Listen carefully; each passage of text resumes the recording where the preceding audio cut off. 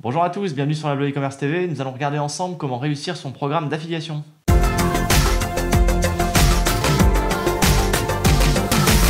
Je suis avec Zidane Lepkiri, cofondateur de Studio Mercuria. Bienvenue Zidane. Merci Guillaume, bonjour. Alors Zidane, on va regarder un petit peu ensemble aujourd'hui quelles sont les bonnes pratiques, comment réussir son programme d'affiliation. Très bien. Alors, pour commencer, il faut toujours commencer par un benchmark concurrentiel. Ouais.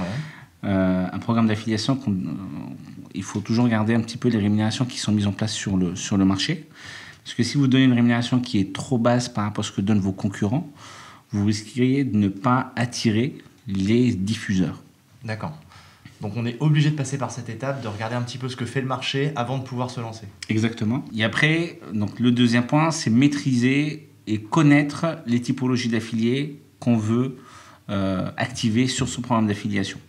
Aujourd'hui, ce qu'il faut savoir, c'est qu'on a, à partir d'un programme d'affiliation, on peut activer soit des leviers d'acquisition ou des leviers d'aide à la conversion, qui sont aussi importants que les leviers d'acquisition. Alors, c'est quoi la différence ? Un levier d'acquisition pour toi, c'est quoi ? Un levier d'acquisition, pour moi, ça peut être une régie publicitaire, ça peut être des médias, ce qu'on appelle des média buyers, donc des gens qui achètent de l'espace publicitaire au CPM, ils achètent de l'invendu et le revendent à la performance. Okay. Ça peut être des sites affinitaires, des sites de contenu. Okay. Par exemple, des blogs, etc. Enfin, des sites qui parlent, qui ont une thématique particulière, qui a un lien avec la catégorie, la thématique du marchand. Donc ça, c'est les liens d'acquisition. Exactement. Et le deuxième, quand on en a d'autres, on a des emailers également, des gens qui ont des bases de données, qui peuvent faire des envois sur leur base. Et la deuxième, donc, c'est le levier d'aide à la conversion. Okay. On peut par exemple prendre un exemple on peut parler du retargeting. Le retargeting, enfin, en français, c'est ce qu'on appelle du reciblage publicitaire. En gros, aujourd'hui, on a un taux de transformation. Si on considère que le taux moyen de transformation en e-commerce, c'est 1%, on va aller travailler les 99% des internautes qui viennent sur le site et qui n'achètent pas. Donc le retargeting, d'accord. C'est tout en levier d'aide à la conversion. Vous avez également des sites de code réduction.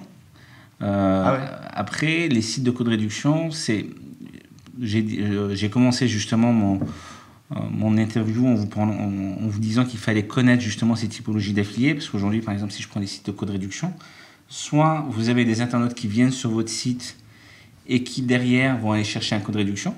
S'ils trouvent un code réduit, qu'ils achètent. Et des fois, en fait, s'ils ne trouvent pas, il y a un risque à ce qu'ils partent chez votre concurrent en regardant sur ces sites parce qu'il a un code réduction. Ça, c'est le premier point. Le deuxième, ce site d'aide à la conversion, si vous le travaillez, si vous négociez avec lui des mises en avant, si vous intégrez dans sa newsletter, s'ils intègrent votre bannière, par exemple, il se transforme en levier d'acquisition. Et nous, on l'a vachement constaté parce qu'on a mis en place des indicateurs quand, par exemple, on lançait un nouveau client. On a différencié la rémunération d'un ancien et d'un nouveau client, par exemple, une personne. Et on a constaté, en fait, qu'en mettant en place des mises en avant à travers des bannières, à travers une intégration sur l'utilisateur, le taux de nouveaux clients était beaucoup plus important qu'une simple intégration d'un code réduction. D'accord. Alors du coup, en levier d'aide à la conversion aussi, il y a le cashback. Exactement. Alors le cashback, c'est ce qu'on appelle du partage de revenus. Idem. Vous avez également ça répond à un comportement de cyberconsommateur. Vous avez effectivement des gens qui connaissent un site e-commerçant et qui vont voir sur un site de cashback s'il y est. Oui, s'ils peuvent récupérer leur investissement. Exactement. Ils récupèrent, ils font du partage de revenus avec le cashbacker. Par contre, ces cashbackers-là ont un trafic qui est gigantesque. Si je prends l'exemple d'Igral, par exemple, il avoisine les 4 millions de visiteurs uniques par mois. C'est quand même énorme. Ouais, il a une grosse base de données, une base de newsletter. Donc, si vous intégrez dans une de ces newsletters, soyez sûr que la part des nouveaux clients est quand même assez importante.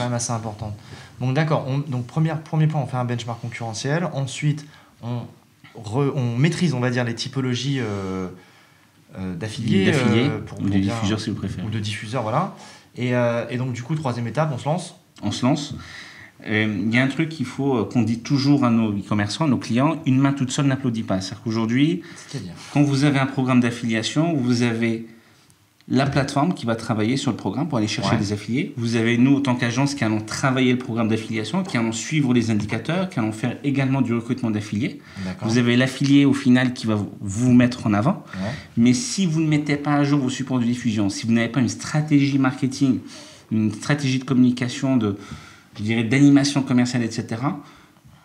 Même si vous avez la plus D'accord. belle bannière, mais si elle ne donne pas envie de cliquer, vous ne... Enfin, Bah, c'est-à-dire que par exemple, si j'envoie pas des bannières spécifiques pour le Black Friday alors que je veux couvrir le Black Friday, j'ai aucune chance de performer à côté de mes concurrents. exactement. Ok, d'accord. Donc une mise à jour régulière au niveau du marchand, une agence pour piloter les campagnes et gérer les KPI, le succès en fait Exactement. de l'action, et derrière les diffuseurs que je dois dans un premier temps séduire pour qu'on puisse relayer.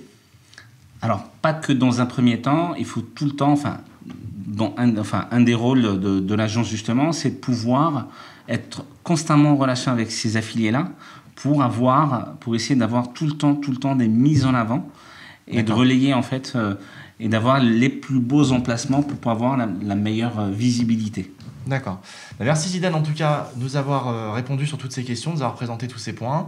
On se retrouve très bientôt sur une prochaine vidéo de la e-commerce TV. N'hésitez pas à nous laisser des commentaires si vous avez aimé ou à liker la vidéo. À bientôt.